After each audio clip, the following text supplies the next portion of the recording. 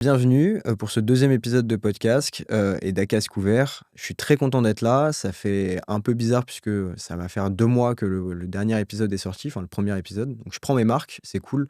Je suis très content d'avoir mon second invité qui est avec nous aujourd'hui. Phil, salut. Salut. Comment ça va? Bah bien, Bah trop bien. bien, Écoute, trop bien. ça fait plaisir de t'avoir Merci. avec nous. Je te remercie d'être présent aujourd'hui parce que bah t'étais pas obligé, Bah, je t'en mais je prie. t'en ai Ouais, parlé. ouais, Tu m'as dit que t'étais chaud, donc ouais. c'est trop bien. Voilà, donc on upgrade dans les invités, même si j'adore Ethan et j'adore Orochi. Là, on rentre dans le dur de la moto et dans le journalisme moto. Euh, Présente-toi, Phil. Tu... Philippe, Guillaume, je suis né prématuré dans les Ardennes il y a 55 ans. Et quand j'y pense, ça pique. Ouais. Voilà. Et je suis journaliste moto globalement depuis fin 2000, même s'il y a eu des petits allers-retours dans la profession. Mais voilà, ça fait 25 ans. Donc, les dessous de la chose, c'est qu'en vrai, on est collègues avec Phil, on bosse dans le même bureau, parce que je travaille à la FFMC, il travaille à Motomax, et vraiment, on est au bout d'un couloir. Donc, ça a été un peu plus simple pour lui demander pour cet épisode-là. Mais bah, comment t'es tombé dans ce journalisme? Enfin, Alors, je voudrais citer mon ami Bertrand Thiébaut. Bertrand Thiébaut, qui a eu une longue carrière à Motojournal, ok. de photographe et de reporter de Grand Prix, qui a ensuite fait de la presse vélo et qui nous aide encore aujourd'hui dans les débriefs de GP. C'est lui qui fait la sélection des images. Et Bertrand a une formule magique qui dit, en fait, journaliste moto, c'est remporter un concours de circonstances. Ok. C'est-à-dire, en gros, rien ne prépare à ça. T'as aucune école qui forme à ça. Moi, je suis pas journaliste, en fait. En vrai, d'ailleurs, dans la presse moto, tu as globalement assez peu de vrais journalistes. Quand je dis des vrais journalistes, c'est les gens qui sortent d'une école Hmm. de journalistes comme le CFJ ou des Ouais, choses à comme Lille ça. ou des choses. Il y en a quelques-uns, hein, Pierre Orluc l'a fait, David Dumas l'a fait, etc. Il y en a quelques-uns, mais c'est plutôt une minorité. Tout simplement parce qu'en fait, tu as beau être le meilleur journaliste du monde, si t'es pas vacciné, tatoué moto, ça va pas le faire. Donc, vaut mieux avoir la passion moto et avoir quelques idées, savoir à peu près écrire, que d'être formé comme journaliste et dire connaître rien à la moto, et là, ça le fait pas. Hmm. Voilà. Donc en fait, je suis rentré là-dedans parce que quoi? Parce que il y a une psychanalyse, hein, je vais m'allonger sur la moquette. Parce que quoi? Parce qu'en fait, j'ai toujours baigné dans l'univers motorisé. Mon père bossait dans un garage Renault. On a eu la chance, moi, mon adolescence, dans le garage, il y avait des R5 Turbo 2, des Ok. Alpine A310 V6. Enfin, j'ai toujours aimé les trucs. Ok. Voilà, mon père il roule vite. Il roulait vite à l'époque Ok. où c'était pas un péché véniel. Et super fluide. Et j'ai appris ça. Et donc j'adorais ça en fait. Hmm. Et j'allais dans son bureau le soir après l'école, il y avait toute la presse bagnole. Je lisais les articles et je me disais, mais les mecs qui font ça, c'est cool comme vie, quoi. J'ai envie de faire ça. Sauf que quand tu es au fond des Ardennes, tu sais pas que c'est possible. C'est comme Hmm. être astronaute à la NASA. Enfin, tu vois, le gap, il est gigantesque. Et puis un jour, j'ai vu une petite annonce dans Motojournal, ils cherchaient quelqu'un. Euh, j'ai appelé Ok. et puis j'ai commencé à bosser comme pigiste à Motojournal. Grâce D'accord. à Klaus Martin, que je salue, qui m'a donné Ok. ma chance. Des sacs en plastique, Ouais. des jeans, des doubles jeans, des sous.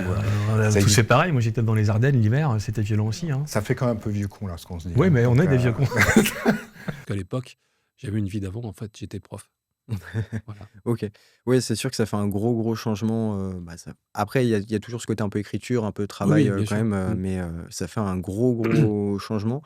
Ça t'a fait un peu peur entre guillemets, changer de vie, Non, entre parce que guillemets? c'était une vraie passion. Parce qu'en fait, moi, je me souviens, si tu veux, quand j'étais au lycée, le jeudi ou le mercredi à l'époque, je crois, à 10h, pendant la récré qui durait 5 minutes, je Mmh. courais au magasin de journaux en face, le lycée, j'allais acheter Motojournal.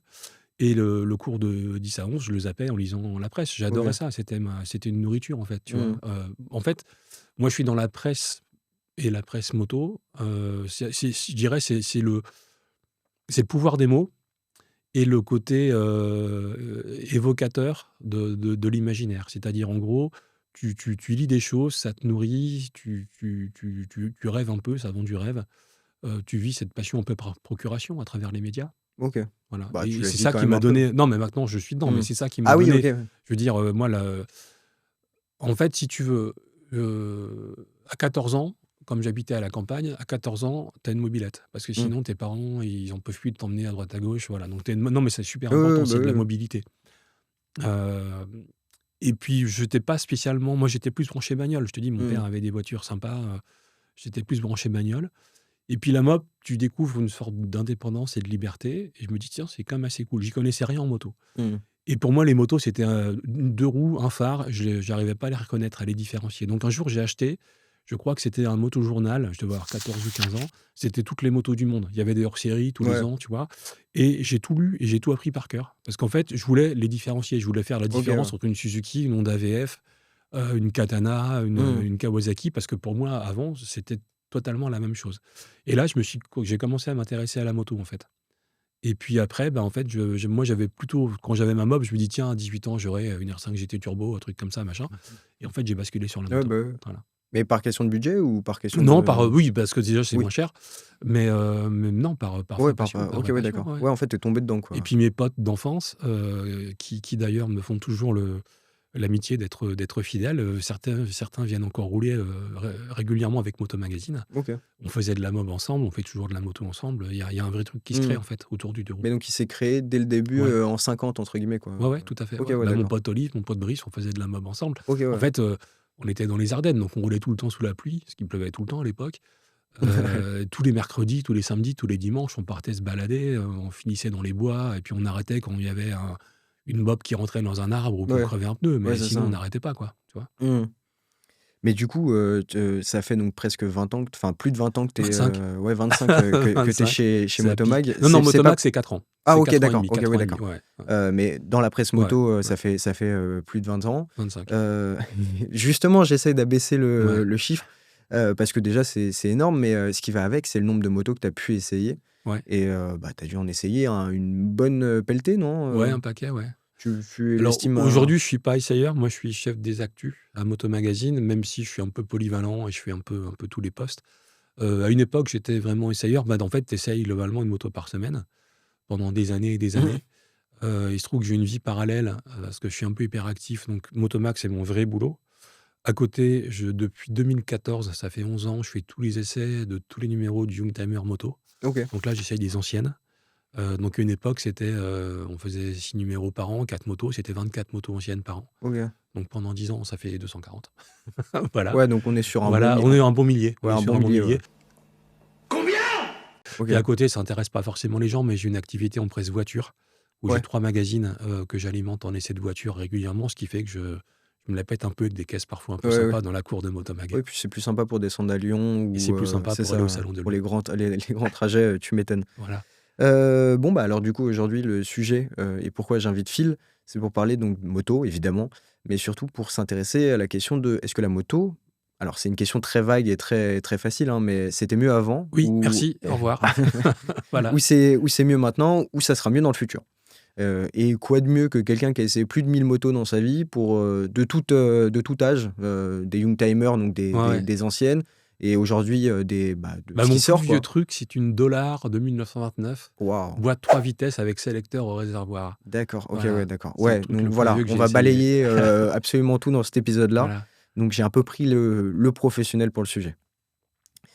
On revient un peu sur, ton parcours, donc ça a été quoi ta première moto? Alors tu me parlais de mob, mais peut-être Ouais, première moto, la mob, c'était une 103 parce qu'en OK. en réalité, quand tu habites dans une campagne ardennaise à 8 km de Sedan, de ton OK. collège, de ton lycée, si tu pas une mob, c'est compliqué.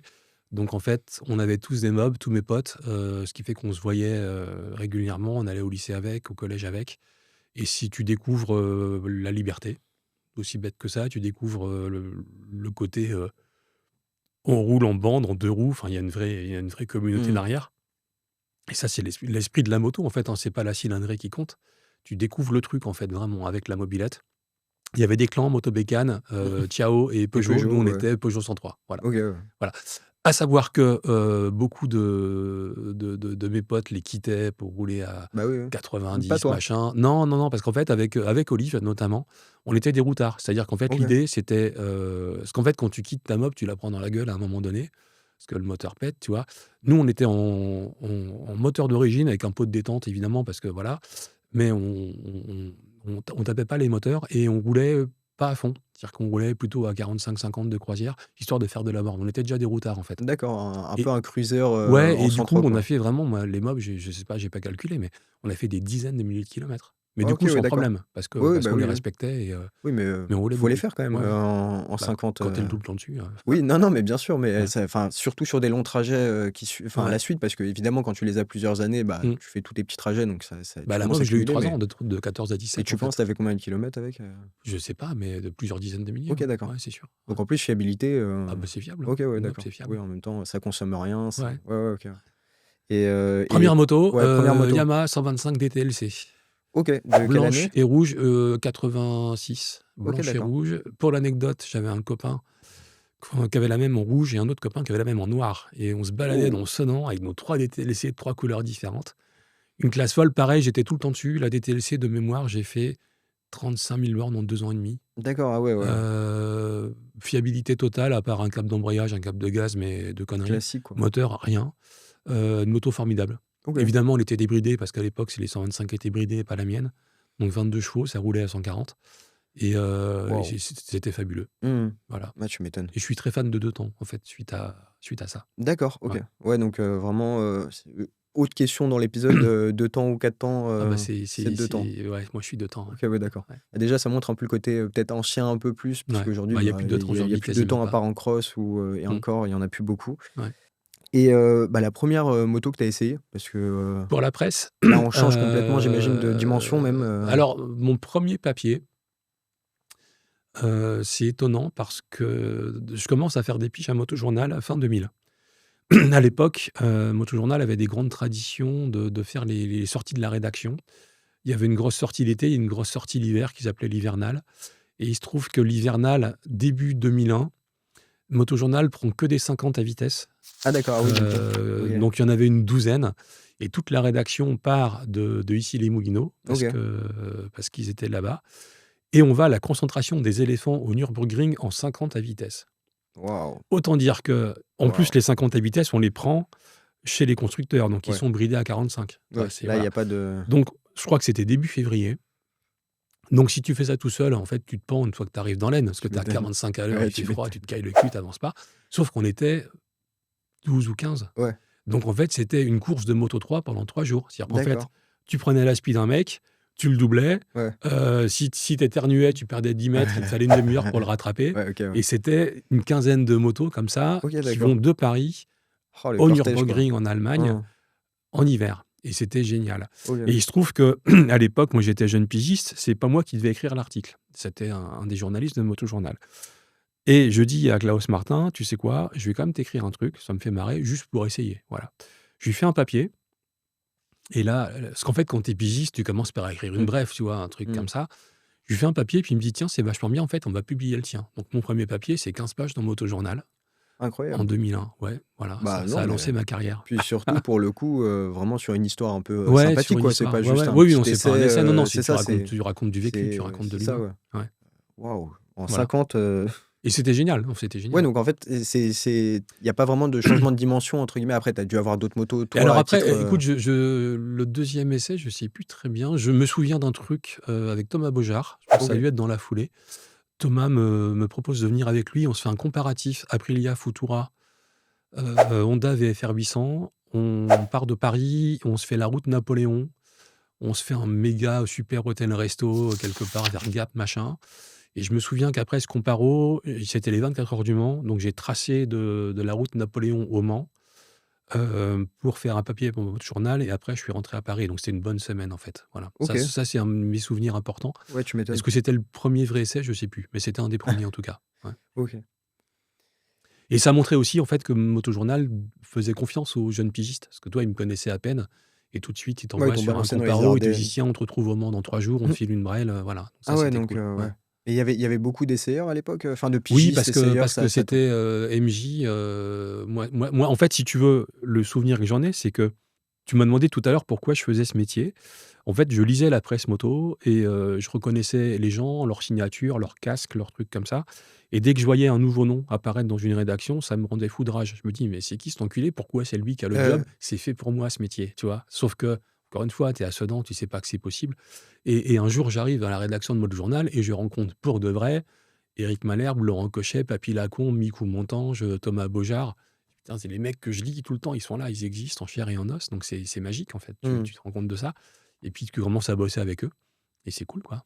Ouais, tu te rends compte que bon, tu deviens presque un peu comme eux, quoi. Enfin, en fait, tu T'es fais pas les comme eux, non, mais toi, non, t'es petit scarabée, on, hein, en- tu on vois, est mais d'accord, t'arrives dans le mais bureau, ils sont là, quoi. enfin, au Ouais, final, tu as ton nom dans ouais, Motojournal ouais. à côté des leurs, Ouais, quoi. c'est ça. Donc, Ouais. tu deviens, entre guillemets, excuse-moi du terme, l'enculé que, D'un autre. d'un autre qui D'un se autre dit qui dit, mais c'est qui Philippe ouais, c'est Guillaume? ça, Pourquoi il est il là? m'a volé mon boulot. Il m'a volé mon boulot. Euh, Absolument. et donc, après, ton parcours à MJ, tu vas direct chez Motojournal Non, en fait, ou chez Motojournal, chez en fait, Motomag MJ me propose un vrai boulot. Et sauf qu'en fait, j'avais ma vie d'avant, où j'étais prof et chercheur. Et en fait, on me propose aussi un autre boulot qui était quand même relativement intéressant, puisqu'en fait, c'était au ministère des Affaires étrangères, sur un poste en ambassade de France en Afrique du Sud. Oh Seigneur, la révérence. Oh, c'est un saint homme. Vraiment, entre le boulot, je dirais, sérieux, respectable, et puis le boulot de journaliste moto, c'est pas que c'est pas sérieux ni respectable, mais c'est pas tout à fait la même chose. Et là, je me dis, non, non, fais quand même un truc sérieux. Je pars sur le job en ambassade de France. Je me retrouve expatrié en Afrique du Sud. Je garde des contacts dans la presse, donc je fais quand même un peu des piges, D'accord, à la ok. fois à Tout Terrain Magazine qui appartenait au groupe Motor Presse, Motojournal, en prenant des 4x4 chez les marques en Afrique du Sud, en faisant des sujets moto, etc. Puis à un moment, je me dis, en fait, c'est vraiment ça que je veux faire, quoi. Donc j'ai basculé. Et tu reviens donc en Et je France reviens en France. et tu passes chez Motomag, du coup. Non, non, Non, non, pas encore. Motomax, c'est longtemps après. Non, non, en fait, j'ai fait plein de titres. En fait, en gros, je reviens en France, je retourne dire bonjour à MJ, mais ils n'ont pas trop de besoin à ce moment-là. Très vite, je trouve un job à Moto2, qui Ok. a disparu ensuite. Moto2 m'envoie sur une présentation presse où je rencontre quelqu'un de Maximoto qui, du coup, m'embauche. Donc, je passe 2 ans à Maximoto. Ensuite, l'Afrique du Sud me manque un peu, donc je repars quelques années là-bas comme journaliste moto, cette fois-ci plus en ambassade. Donc, je bosse à Top Bike en Afrique du Sud, j'écris en anglais, etc. Ensuite, crise de 2009, donc là, ça pique dans le monde anglo-saxon. Je reviens en France, je rebosse à Maximoto. Ensuite, parenthèse de 4 ans où je suis à la com chez Michelin. Je savais pas. Ouais, D'accord. pas grave. Non, Voilà. mais ouais. J'ai la com Michelin, super expérience, sauf qu'à un moment, je m'emmerde un peu, donc je me dis, tiens, je vais refaire de la presse moto. 3 ans au repère des motards, 3 ans chez Motor Live Moto Service. Et à un moment, le téléphone sonne, Motomag me dit, tiens, on cherche quelqu'un pour les actus et puis peut-être un peu booster la vidéo. Ils me font une offre que je peux pas refuser, donc je suis à Motomag depuis le 1er janvier 2021. Donc là, pour le coup, 4 Voilà, ans. 4 ans et demi, ouais. Et en 4 ans, bah, il s'en passe des choses. Ouais. Moi, je vois, ça fait 6 mois que je suis là et je vois le nombre d'allers-retours que vous faites. Ouais. Donc, bah, en 4 ans, c'est presque grandiose ce que vous devez faire au Bah, quotidien. c'est pas grandiose, c'est Non, notre mais boulot.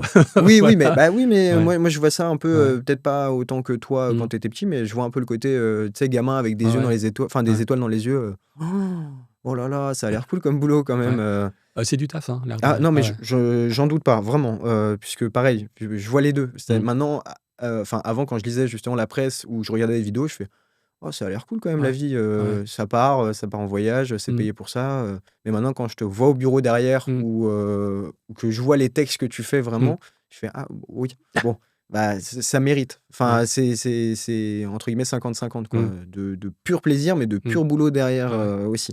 T'as quand même des grands moments chez Motomag, je pense. Enfin, Ouais, bah déjà, tu rentres dans. En fait,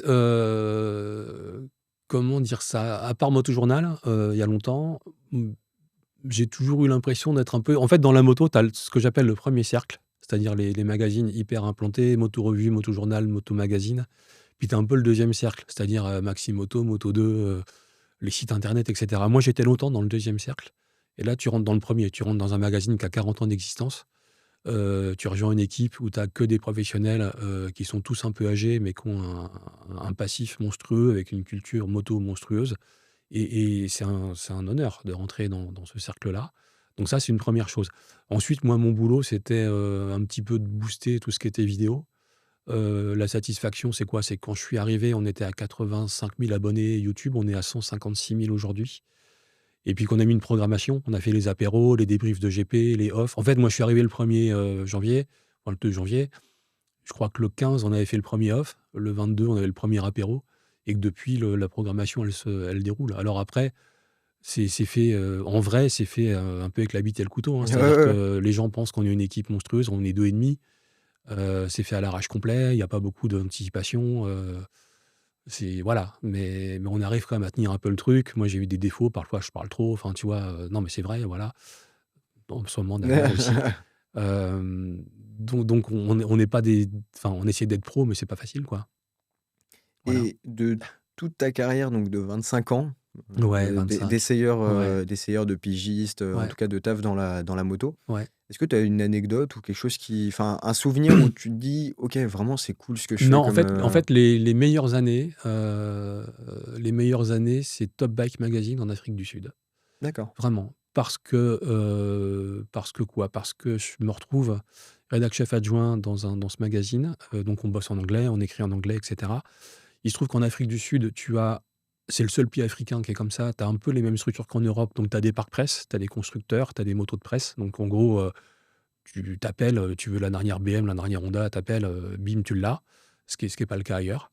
Il se trouve que le pays est compliqué, une histoire sociale, politique, etc., qui est complexe, mais c'est un pays très attachant. Enfin, en tout cas, moi, je le pense comme ça. Les paysages, c'est complètement dingue. Euh, J'avais la possibilité sur des essais, sur des reportages. En fait, nos bureaux étaient dans le parc du circuit de Kialami.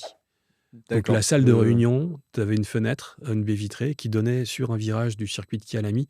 Et des fois, on était en réunion, on voyait passer des Porsche 917, on voyait passer l'équipe de Bugatti de Superbike qui s'entraînait pendant l'hiver, parce que là-bas c'est l'été. Du coup, on était potes avec les mecs. Moi, j'ai roulé à Kialami toutes les semaines pendant 2 ans et demi, donc je connais bien le circuit.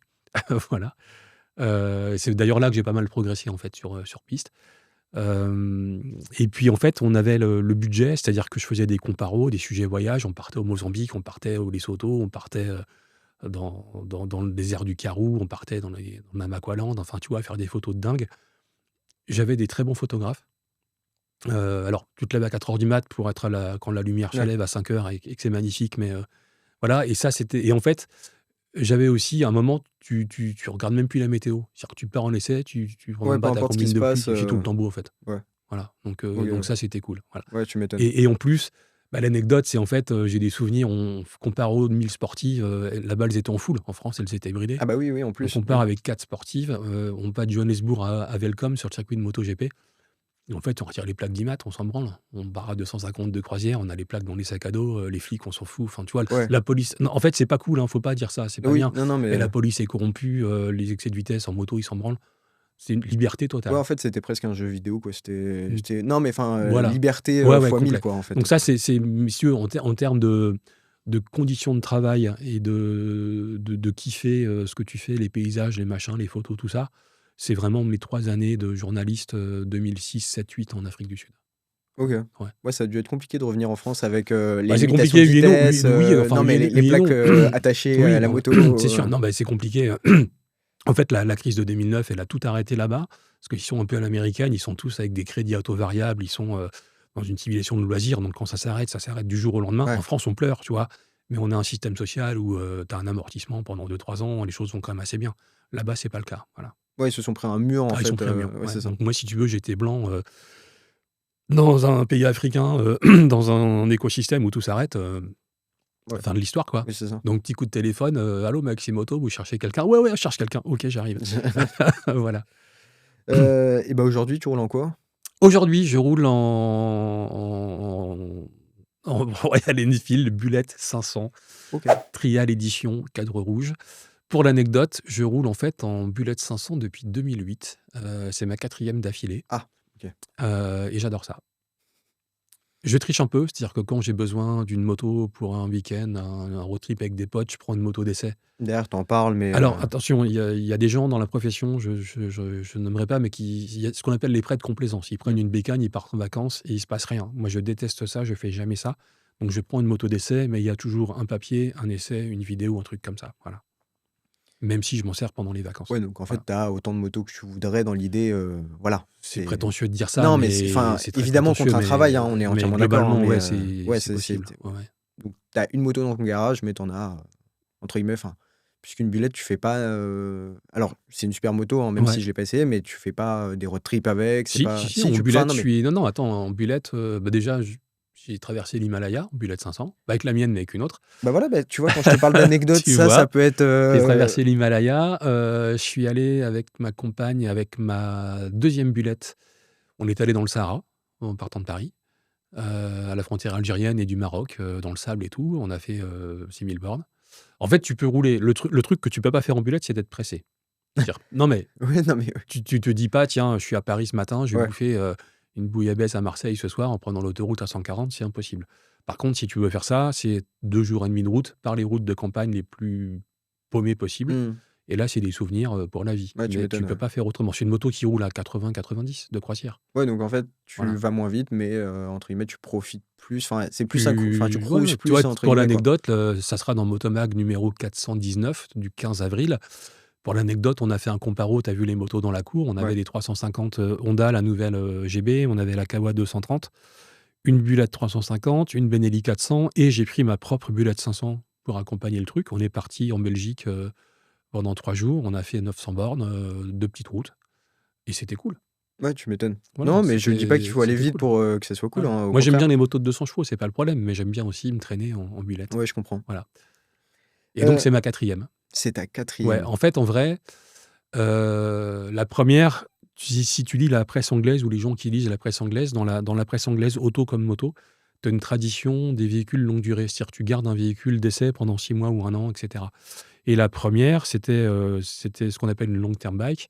Et j'ai pris une Bullet 500, parce que ça me faisait marrer. Et j'avais fait un projet de la transformer en bobber. J'avais tout coupé, le cadre à l'arrière, plus de garde-boue avant, petit pot racing, machin. Et c'était une militaire. C'était un modèle fonte, pas les modèles alu. Et frein à tambour, etc. Et je roulais avec ça dans Johannesburg. Et j'adorais, ce qui était drôle, c'est que quand tu t'arrêtes quelque part, les gens te disent, mais elle date de quand ta moto? Et je leur disais, bah non, c'est une 2008. Et ils Ah, étaient super déçus. Donc après, je leur ai dit, non, elle date de 45. Mon grand-père a fait la guerre ah avec, oui, je l'ai d'accord, restaurée. ouais, il y Et ils avait toute étaient une hyper histoire, contents. quoi. Voilà, Ouais, c'est ça, tu ouais. racontes Non, l'histoire. parce que même en Afrique du Sud, du coup, il devait pas y avoir tous ces problèmes de custom qu'on peut avoir en France. Alors, la moto est quand même assez épargnée du truc, Ouais, puisqu'il y a une culture custom bien vraiment depuis sûr. des années en France. Ouais. Mais je pense à l'automobile, par exemple, Mm. là-bas, ça doit être un peu plus liberté. Ouais, tu fais un peu ce que tu veux Ouais, c'est là-bas. ça. Ouais, tant que. Où Ouais. aujourd'hui, on peut te prendre la tête pour des Non, non, vitres teintées, des choses comme pas ça. Mais là-bas. non, ok, ouais. Voilà. Mais du coup, c'est bien parce que ces Bullet 500, elles font un peu une transition, puisqu'en fait, on est 4. Donc, Ouais. tu as eu un peu toutes les. La première, elle date de quand? 2008, c'était un modèle fond de frein à tambour. Ensuite, en rentrant en France, j'ai eu une Euro 3 avec tambour arrière, disque avant.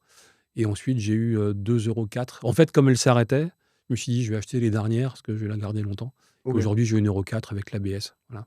Ah oui, donc parce Ah que ouais, celle non, de c'est 2008, moderne. t'avais pas Ah l'ABS. non, j'avais les freins à tambour. Ah bah oui, oui, Ouais, oui. non, Non, oui. non, il n'y a carrément pas l'ABS. Mais bah donc t'as un peu. Même quand on voit comment t'as essayé toutes ces bullettes, en fait, il y a d'autres motos comme ça où t'as eu de 2008, enfin, t'as eu plusieurs Non, évolutions la ou. Bullet, c'est vraiment spécial. C'est Ok. vraiment un truc qui me marque. Non, parce qu'en fait, j'ai eu plusieurs motos perso. Puis en fait, quand tu rentres dans la presse moto, tu commences à. Très, très peu de journalistes moto ont des motos sympas. Ils ont des traînes couillons, tu vois, parce qu'en fait, ils ont des motos sympas pour le boulot. Donc, à titre perso, ça roule en Transalp, en CB500, en Deauville. Enfin, il y a très Ouais, peu de gens. Faut pas croire que les mecs roulent en MV Agusta ou en RC30, tu vois. C'est rare. Hmm.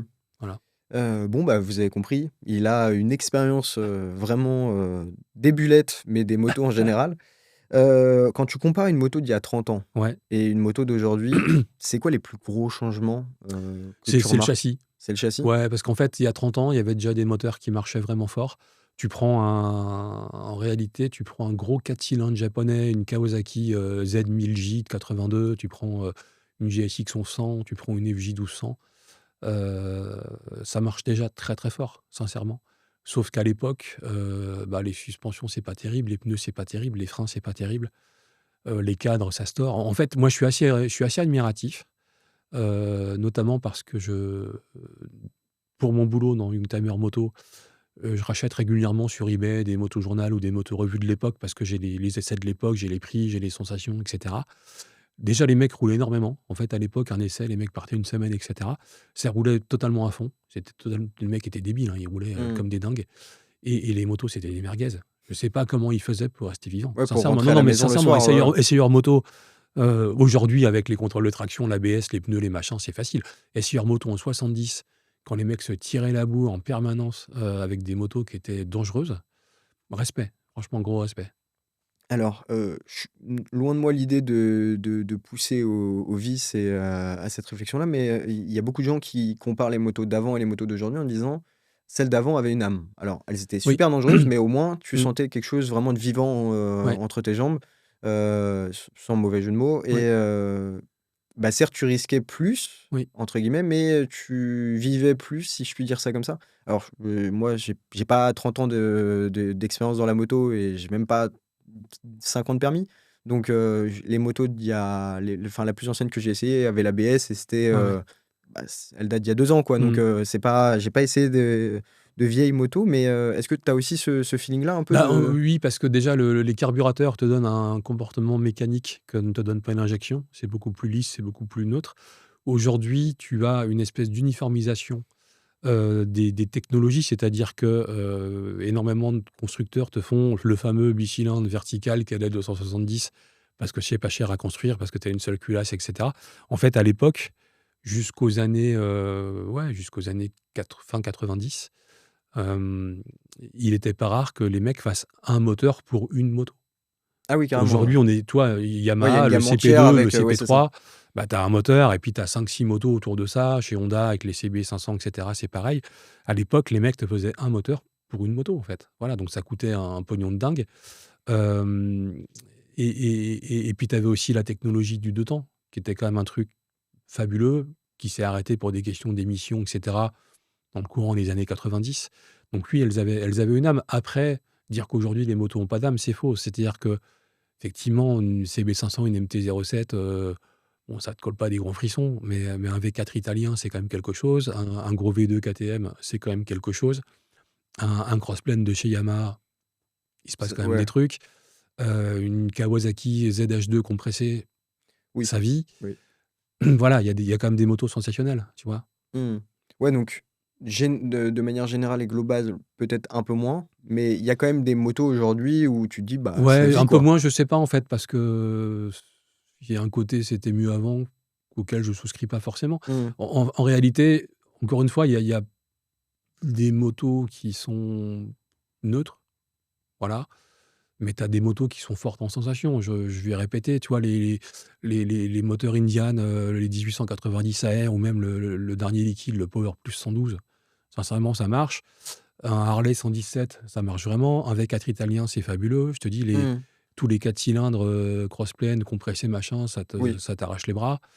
Hem Et puis l'air de rien, même une petite Himalayan 450, tu vois? Le Mmh. petit monocylindre, il est sympa, il vit, c'est une moto qui te donne du bonheur, quoi. Oui, bah, Voilà. monocylindre, moi, Ouais, non, mais toi je toi ouais, voilà. je Non, non, mais suis, tu vois, c'est tu prêches un je convaincu, souscris hein. pas totalement à ça. Encore une fois, oui, une RC30, c'est fabuleux, une RG500, c'est fabuleux, une CX turbo, c'est fabuleux, mais faut pas être dans le passéisme, Mmh. Ouais, nostalgique. complètement, ouais. Ouais, ouais. Mais tu me parlais de technologie. Toi, l'avantage, c'est que, bah, pour répéter, tu as 25 ans d'essai, Ouais, c'est énorme, ouais. au Regarde compteur. ses cheveux blancs, ouais. Heu, tu as vu un peu toutes les nouvelles technologies, Ouais, en tout cas, qu'on a aujourd'hui. ouais, Tu as découvert l'ABS, ouais. le traction control, j'en passe et des meilleurs. Est-ce qu'il y en a une où vraiment tu te dis: «Ah ouais, là, on a passé Bah, un» le gap, c'est 2009. OK. Le gap, c'est 2009, c'est la S1000RR.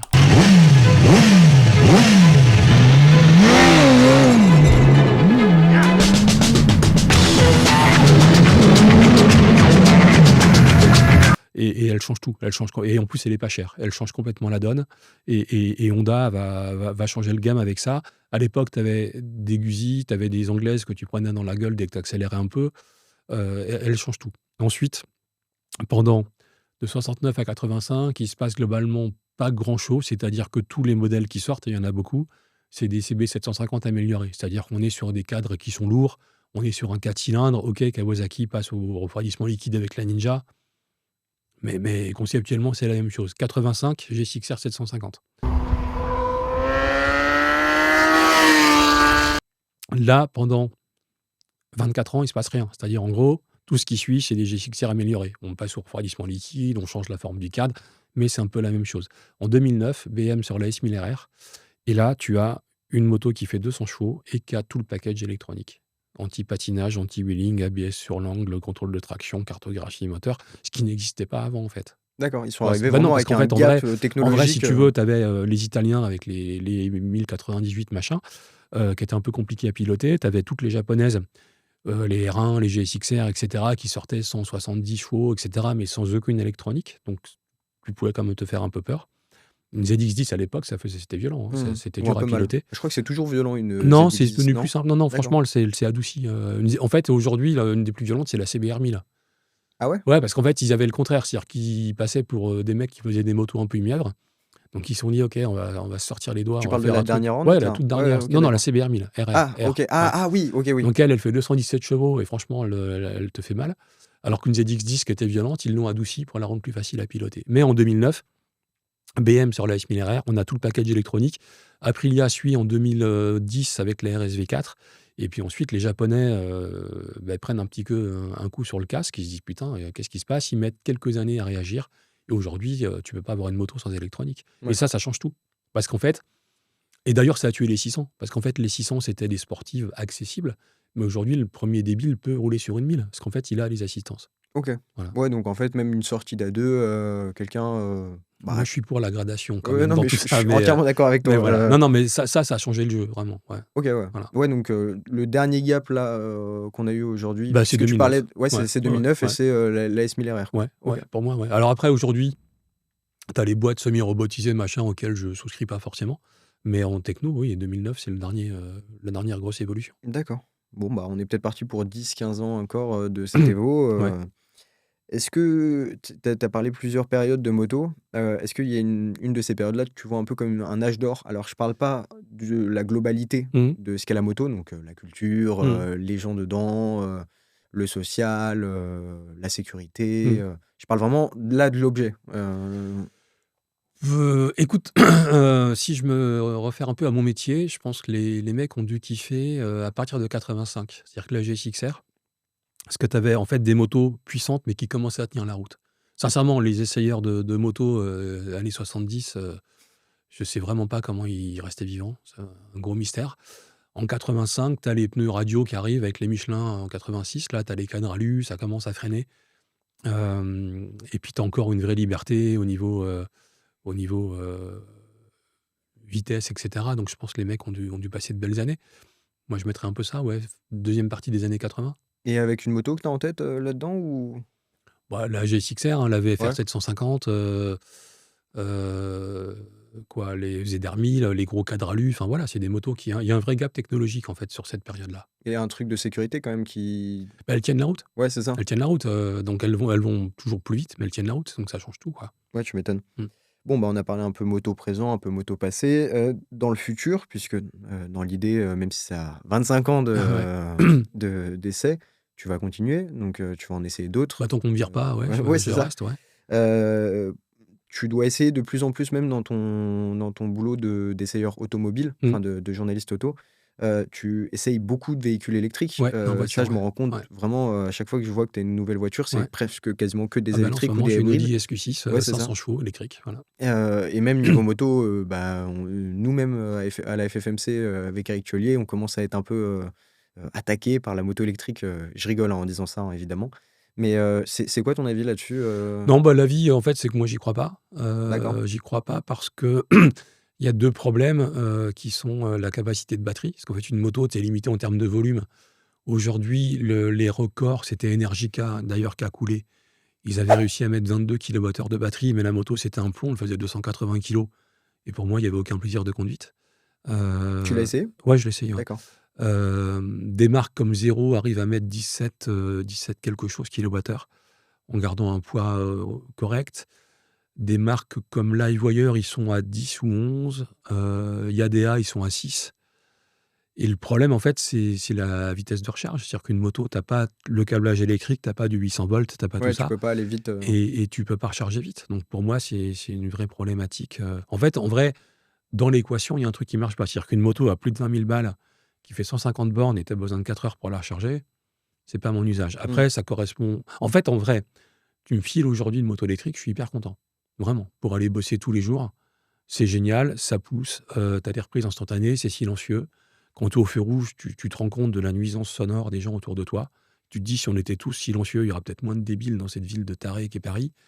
Si, j'y Non, crois, mais voilà. je J'y crois vraiment. rigolais, mais Non, mais je tu me as une retrouve espèce dans ce que tu dis, d'aliénation ouais. sociale, tu vois, du stress, du bruit, etc. Mhm.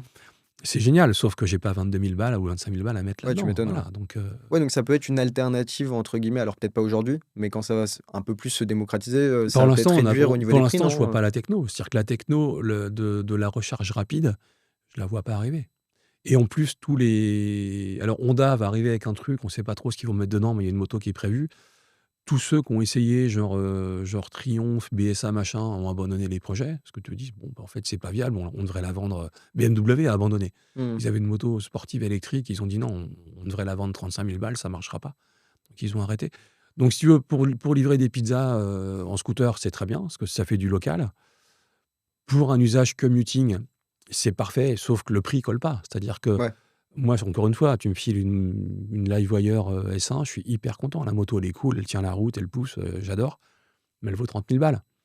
Or, c'est un usage qui est parfaitement rempli par un scooter 125 Honda avec un stop and start qui vaut 3 000 € Ouais, et qui consomme 2 litres au 100. Donc, il y a vraiment un truc dans l'équation qui, à mon sens, ne fonctionne pas. d'accord. Aujourd'hui. Demain, Mais aujourd'hui, donc demain, je vois pas le demain arriver, mais D'accord. aujourd'hui, ça marche pas. OK. Après, il y a un vrai plaisir de conduite. Tu vois, moi qui suis hyper fan de deux temps, sincèrement, Ouais, c'est vrai que ça fait un non, mais il y a un gros vrai changement, gap. ouais, ouais. Mais une moto électrique à rouler, c'est cool. Mmh. L'accélération instantanée, pas passer de vitesse, le petit sifflement électrique, moi, Ouais, il y a j'ai quand du même un plaisir. côté, J'ai du ouais, plaisir. d'accord, Ouais, OK. vraiment. Ouais. Mais bah, c'est pas viable Ben, économiquement, non, ouais, c'est je ça. te dis, dans l'équation entre prix, usage, concurrence, il y a un truc qui bug, à mon sens. On parlait tout à l'heure de, la question de est-ce que la moto, entre guillemets, avant, c'était plus vivant qu'aujourd'hui? Mhm. Est-ce que tu penses que c'est aseptisé par, tout ce qui est aide, électronique ou Bah, non, les aides aseptisent pas parce que j'ai mentionné tout à l'heure des motos qui ont des vrais moteurs de caractère. et qui sont complètement, full techno, Ouais, il se trouve, si tu veux, en fait, c'est une question de référentiel. C'est-à-dire que j'ai eu la chance, il y a pas longtemps, de rouler sur une moto qui était considérée comme le truc le plus dingue des années 70, qui était la Kawasaki 750 H2. En fait, en vrai, ça n'a rien dans le cul. C'est-à-dire, c'est moins puissant qu'une MT-07. T'as un 3 cylindres de temps, t'as du folklore, mais quand tu mets gaz, bon, ça poussote gentiment, mais c'est pas ouf. Sauf qu'à l'époque, les mecs te disaient que c'était le truc le plus violent du monde. Mais c'est vrai, parce qu'en fait, ça faisait 60, je sais plus, 14 chevaux, à 2 chevaux près, je me trompe peut-être. Un bicylindre anglais, une 650 Bonneville, ça faisait 45 et ça vibrait à mort. Donc le truc paraissait monstrueux. Ouais, c'est ça. Donc si tu veux maîtriser 72 chevaux avec des pneus comme ça, pas de frein, tu te faisais peur. Aujourd'hui, l'équivalent, bah, c'est peut-être une ZH2, tu as 200 chevaux, mais tu as toute l'électronique. Et paradoxalement, elle est plus facile à conduire. Mmh. Donc l'aseptisation, Non, c'est juste une non, question de c'est référentiel, une quoi. question de référentiel. Les gens Ouais, roulaient, enfin, avaient des véhicules beaucoup moins puissants à l'époque, ouais, donc et dès puis que tu avais à un peu l'époque, un il y avait petit aussi une autre pratique, ça roulait, je pense que ça roulait plus vite. C'est-à-dire d'accord, ouais. qu'on était vraiment dans cette idée qu'un véhicule, fallait l'emmener à fond, quoi. Ouais, c'est ça. Moi, j'étais surpris, il y a quelques années, j'ai fait l'essai d'une Harley 1000 XLCR, le premier café rassure Harley Davidson, noir, une merde absolue, un bois de 4, pas de frein, enfin, truc. Et je rachète le motojournal de l'époque, et les mecs, déjà, ils sont partis une semaine, ils ont fait 5000 bornes, enfin, tu vois, et les mecs t'expliquaient qu'ils roulaient à 180 de croisière. Or, à 110, elle fait ça, ça vibre à mort, et t'as peur. Enfin, moi, j'ai peur. Ouais, OK, Et ouais. tu te dis, mais comment ils faisaient, quoi? Ouais, OK, ouais. Voilà. Ouais, donc en fait, c'était plus une question, des comportements humains, Ouais, ouais, ouais. plus que de machines, en fait. Ouais. Donc au final, ce que les gens appellent, l'aseptisation, c'est plus, bah, des prises de Bah, conscience, en fait, enfin l'aseptisation, ouais, des changements de mentalité, en fait, une anecdote, je suis assez pote avec quelques gendarmes de l'escorte présidentielle, qui t'expliquent aujourd'hui qu'ils ont du mal à recruter parce que les jeunes motards savent plus rouler vite. Parce que permis à deux, parce que et c'est une bonne chose. Je veux dire, la sécurité routière a pris une importance capitale. On va quand même rappeler, toi, on est sur le monde, c'était mieux avant. On va quand même rappeler qu'en 72, 18 032 morts sur les routes en France. Mmh. Voilà. Ouais, aujourd'hui, on est à Aujourd'hui, moins de on est à 3 000, moins de quoi. 3000. C'est plutôt mieux, ça. On peut pas nier Oui, le non. contraire. On peut pas valoriser le passé quand tu as 18 000 morts sur la route en disant ouais, c'est cool, on roulait comme des cons. On peut pas dire ça. Ouais, il y a Et des familles derrière, il y a bien sûr, des voilà. vies brisées, ouais, Donc, donc sauf franchement, que les mecs te disent, dans la gendarmerie et dans la police, on a du mal à recruter des motards parce que les mecs ne savent plus rouler vite. Parce que les conséquences sont monstrueuses. Toi, moi, à 20 ans, j'avais une FZR 1000. Ma copine habitait à 100 bornes de chez moi, je roulais à 180 de croisière. Mmh. Je faisais 140 minutes. Bah, toi, tu le ferais pas. Non. Bah, de Mais toute t'as façon, la, raison. la moto monte pas à 180. Déjà, Donc, il monte pas. Et puis surtout, parce que tu te fais choper, tu finis oui, en prison et à pied et tout ça. Donc, ouais, c'est ça. à Ouais. l'époque, dire, moi, je me souviens, je m'étais fait choper au radar. Les flics, ils avaient fait une 4L. Toi, tu faisais une Hermine, tu fais, hey, allez, Ouais, c'est ça. bisous chez vous. Rattrapez-moi, quoi. Voilà. Donc l'aseptisation, elle est peut-être liée à la pratique. Moi, si tu veux, je trouve que la moto comme objet social, j'ai du mal à la définir aujourd'hui. Parce que tu as des mecs pour qui c'est un pur utilitaire, et c'est très bien, ils gagnent du temps, c'est pas cher. Enfin, tu vois, dans les années 70, c'était un mode de vie, c'était une culture. Dans les années 20, 30, etc., c'était l'accès à la mobilité pour les classes populaires qui ne pouvaient pas se payer de voiture. Ils mettaient une remorque derrière ou un sidecar, ils emmenaient la grand-mère, les enfants, etc. C'était un vrai truc. Il y avait 100 marques de motos en France, Mm. 150 en Allemagne, une centaine en Angleterre. Je te renvoie au musée de Birmingham, qui est Ouais, le donc musée on de la parlait moto tout à l'heure. anglaise, qui est juste fabuleux, où ça parle de cette histoire. Aujourd'hui, j'aurais du mal à définir ce qu'est la culture moto, en fait, en vrai. Ouais, t'as l'impression que c'est plus, ça va aussi dans une question de la société qui est un peu Mais plus peut-être parce que je suis individualiste. aussi trop dedans, toi, je me rends pas Oui, c'est compte, ça, ouais. mais j'aurais du mal à le définir aujourd'hui. Ok, ouais. Alors que je D'accord. pouvais plus facilement la définir. Tu lisais des magazines associatifs comme le Monde de la moto, etc., qui étaient écrits par les lecteurs. Les mecs, en fait, dans les années 70 et 60, t'étais motard, mais tous les week-ends, t'allais sur une concentration, Mm. tu vivais le truc. Voilà. Aujourd'hui, quand tu vois que la majorité des motos font pas 3000 bandes par an, tu te demandes Ouais, c'est ça. Il y qu'est-ce a qu'il y a derrière la culture moto. Mais c'est pas grave, tant que les mecs kiffent le fait de mettre un casque, de prendre du vent dans la tronche, voilà, c'est Oui, très bien. ouais, parce que pour toi, ce qui va avec la moto, c'est aussi toute cette culture et toute cette, ce regroupement de personnes derrière. Enfin, c'est pas justement comme ce qu'on disait tout à l'heure, c'est pas que l'objet, quoi. Bah, C'est. moi, la moto, je te dis, en fait, moi, la moto, c'est mes potes et les mobs. Ouais, C'est-à-dire, c'est ça. on se réunit autour d'un objet, on vit des trucs ensemble, on va dans les endroits ensemble, on partage des galères ensemble, on a froid ensemble. Et aujourd'hui, j'ai des amis que j'ai rencontrés grâce à la moto que j'aurais jamais rencontrés dans la vraie vie. Parce qu'on est socialement, on n'est pas dans les mêmes sphères. Et la moto te rapproche Ouais, c'est ça, là-dessus. ouais. Voilà. Ouais, il y a plus les trucs sociaux. Non, la moto, ça Ouais, c'est abolit ça. ça. Quand tu es, je pense à un ami, je pense à Louis, Louis qui est médecin dans le 16e, quand bah, je lui ai appris à rouler dans le sable au pied du volcan Bromo en Indonésie, parce qu'il ne savait pas rouler dans le sable. Mm. Je dis, bon Louis, c'est comme ça que ça se passe, machin, eh ben, ça crée des liens. Ouais, Dans forcément, la vraie ouais. vie, on ne se connaîtrait pas. Bah oui, non, Voilà. pas du tout. Tu parles justement de tout ça, du passé, du présent.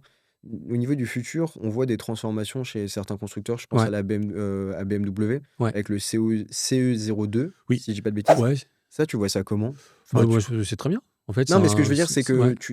on se rend compte qu'il commence à y avoir des hybridations, alors pas au niveau des moteurs, mais au Mm. niveau des mobilités, Ouais, des choses qui se ressemblent de plus en plus, des vélos électriques qui sont en fait ouais, plus trop des vélos et presque des scooters électriques, ouais, ouais. et des scooters électriques qui sont un peu moins puissants et qui justement tendent vers le vélo. Et le Là, CE04, enfin le CE02, c'est ouais. pour moi vraiment l'exemple type, quoi. Ouais, entre un skateboard et un scooter, quoi. C'est ça, ouais, c'est ça, C'est... c'est. Écoute, moi BM, c'est intéressant parce que, comme je suis un vieux journaliste, en 2005-6, je vais faire l'interview de Jean-Michel Cavret, qui était patron de la division moto de chez BM à l'époque. Je ne sais pas s'il nous regarde et je le salue parce que c'est quelqu'un dont je gardais un très bon souvenir. Et BM, c'était une marque chiante. Non, mais en vrai, Ouais, ouais, ils faisaient des flats qui n'avançaient pas. Ils avaient des séries K qui étaient quand même. C'était des bagnoles avec deux roues. Enfin, tu vois, ouais, c'était c'était pas vieillissant, quoi. sexy. Et en 2005-6, Jean-Michel Cavret me dit écoute, tu sais quoi BM, ça va te secouer le cul dans pas longtemps. On va tout changer. Et ils ont tenu parole. Ils ont fait la S1000.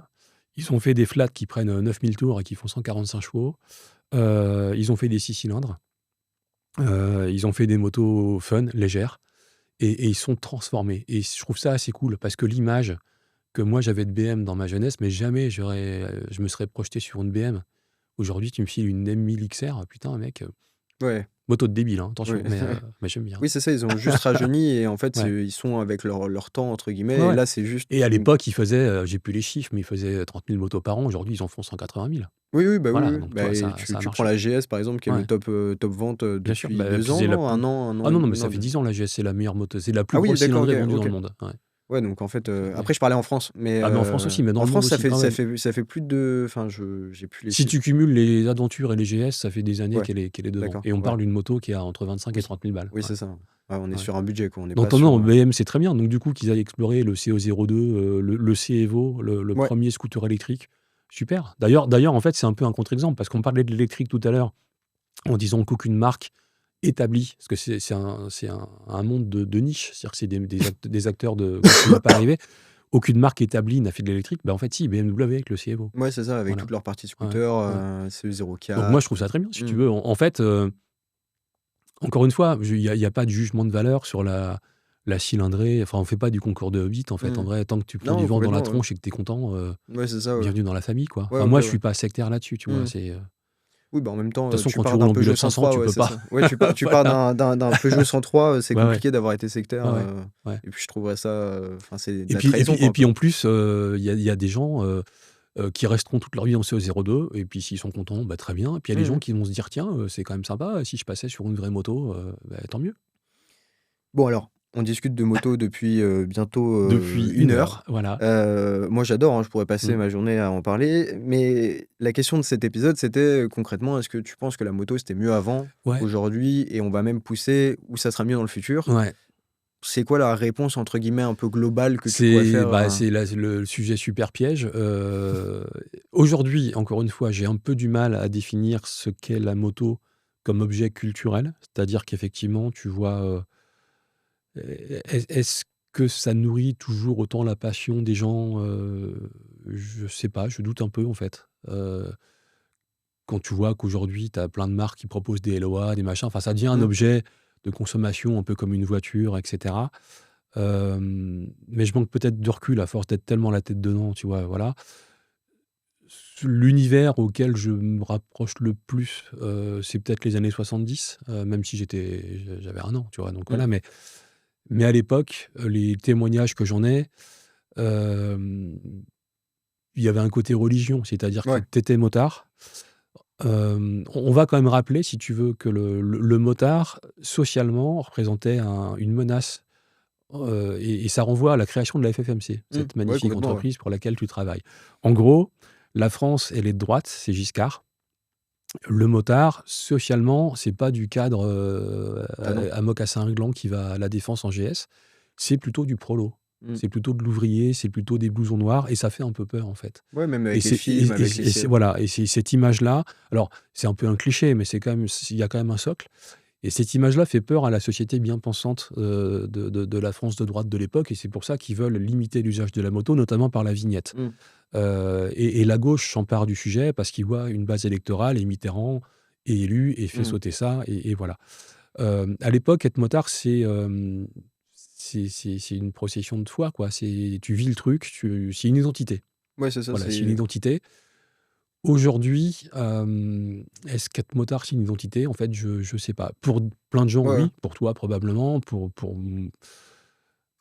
Moi, je me revendique pas motard. Je sais pas ce que ça veut dire. J'aime la Mm. moto, passionnément. Et Mais tout ce plus que que ça te ça. fait vivre. Tout ce que ça me fait vivre comme rencontre, comme émotion, comme capacité de voyager, comme engin pour aller vers l'autre.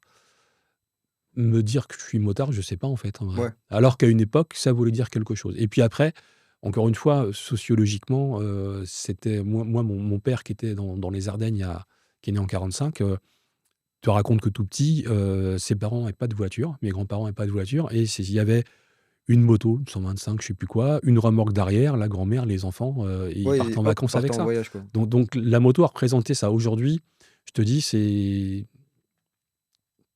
j'ai un peu du mal à définir l'objet.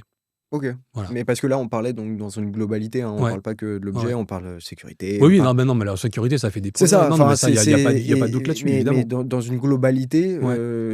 avec ton ressenti et ce que pas tu préfères, mais ce que tu trouves plus important l'un que l'autre, par exemple la sécurité Oui. contre le plaisir, imaginons. Non, mais la sécurité, c'est pas négociable. Oui, En non, fait, non, une mais moto avec laquelle tu te fais pas peur, c'est bien. Enfin, ah tu bah vois, oui, non, mais je suis entièrement voilà. d'accord, hein, mais il nous faut une réponse claire. Il nous Ah, faut. est-ce que la moto, c'était mieux avant? C'est ça.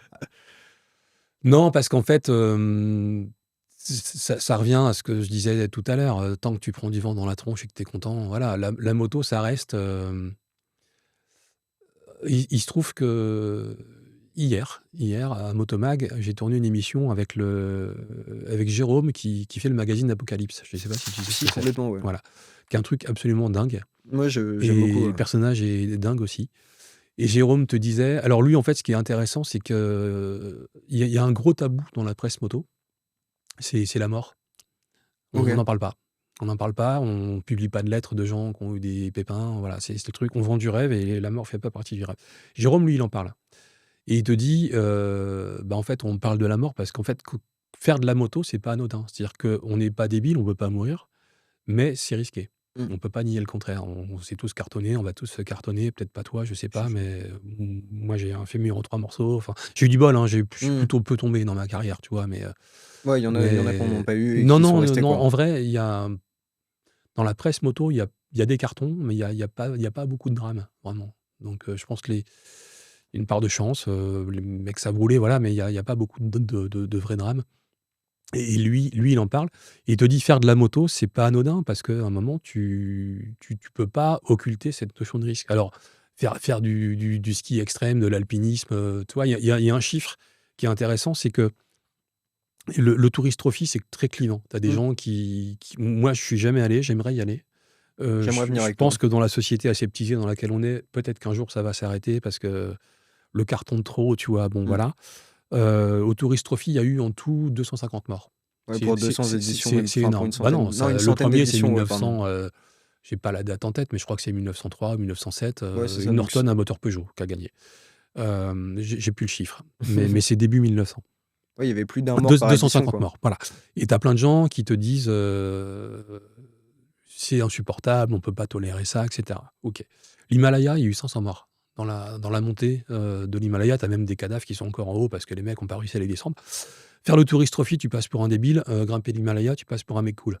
Donc, tu vois, donc la moto, tu as un rapport au danger euh, que tu peux pas occulter. Un Mmh. jour, on a tous, on a tous frôlé le truc. Ouais, ouais, complètement. Moi aussi, tu vois, un jour, je me souviens, j'étais en Afrique du Sud, j'étais en GS, il pleuvait, et j'avais un casque cross et des lunettes de cross. Et d'un coup, j'arrive à un carrefour mais là, l'écran de fumée, le brouillard complet, le truc s'obscure et je vois plus rien pendant quelques secondes. Mmh. Le temps, tu vois, de lâcher le guidon, de retirer le truc. Et Ouais. là, je traverse un carrefour, je sais même pas si le feu est rouge ou pas, je vois rien.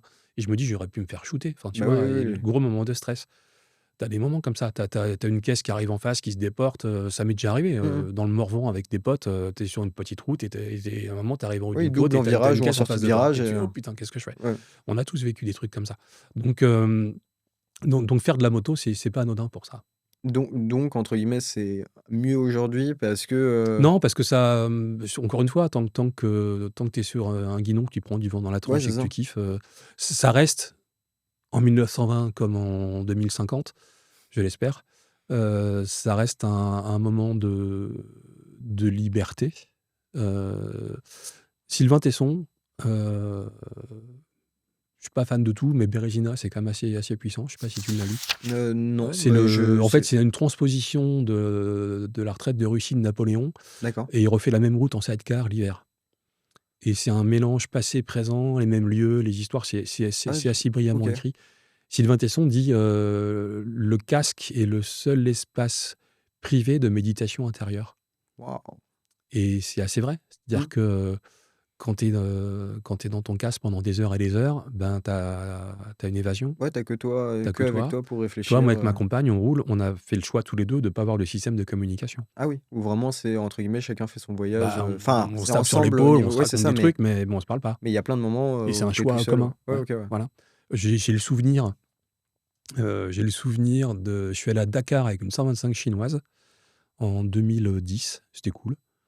Euh, et quand tu tapes la Mauritanie tout seul, 8 heures par jour sur ta brelle qui roule à 80, Ouais, poignée dans l'angle. bah, tu fais c'est une psychanalyse, hein, tu fais un Ah oui, point oui, oui. sur ta vie, sur des projets. J'ai pu faire avancer des choses que j'avais pas le temps de faire avancer au quotidien parce que tu es pris boulot, dodo, métro. Ouais, ça fait un break entre guillemets, Ouais, ça fait un vrai break, ouais. tu Ouais. toi avec toi-même et Donc tant que la moto permet ça, et je vois pas pourquoi elle le permettrait pas aujourd'hui, et comme elle le permettait en 1920, ouais, et on est content, on est bien. c'est ça. Donc pour Philippe Guillaume, c'est vraiment, bah, c'était en fait, tant qu'il y a cette «constante» entre guillemets de la Ouais, moto, ouais. c'est bien et Ah juste, bah, ben, s'il y a plus de sécurité, bah, c'est s'il y mieux. a plus de Ouais, c'est sécurité, ça, oui, c'est enfin voilà. mieux. Mais de toute façon, tu t'adaptes. C'est-à-dire, en fait, en vrai, en Bullet 500, qui a pas de frein, enfin, si elle freine un peu, mais Mmh. voilà, je roule un peu moins vite qu'avec une S1000 RR parce Bah que oui, je sais oui. que j'aurai pas la même sécurité active. Ça m'arrive de rouler la dernière merguez que j'ai roulée, c'est quoi? C'est une Benelli 400 Impériale, ça, elle fait un peu peur. Non, c'est vrai, elle est mal amortie, elle se tord et tout.